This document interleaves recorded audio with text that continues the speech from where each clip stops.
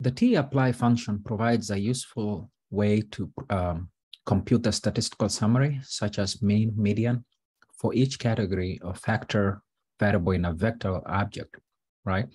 So examples of a factor variable include, for example, here we have college type. We could summarize this into two factors, probably, let's say, public or private, regardless of how many values we have here. Another example here, socioeconomic status.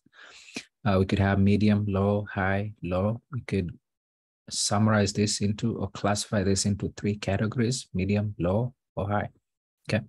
So the syntax here, this is the object, the input object, and then the index here is just the factor variable, and then we apply a function here.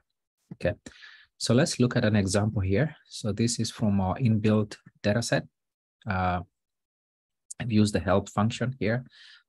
You'll see that it's made up of 150 cases. So this data set is about flowers, right?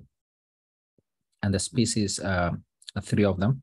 You can see we have Iris setosa, versicolor, and virginica. Okay, so here, these are measurements for the sepal length and sepal width and petal length and petal width. So we can load the data set and we can store it into an object called df. Okay, now we pass this df as our input object, but now we can access, for example,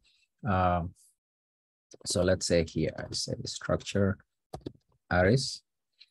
Then we can pass, let's say we want to get a summary of maybe sepal width, okay, for all the species. So I could just use the $sign here. You can say, okay, want to get the measurement for sepal width, okay, for all the species. Okay, we have only 3 species, so I could just select that attribute species and want to get the mean. So when we compute that, hold on. So when we compute that, you can see we have a statistical summary for setosa, versicolor, and virginica, and that's it. Other functions you can explore is called rapply. This just does recursive application of different functions on your list, and then also vapply.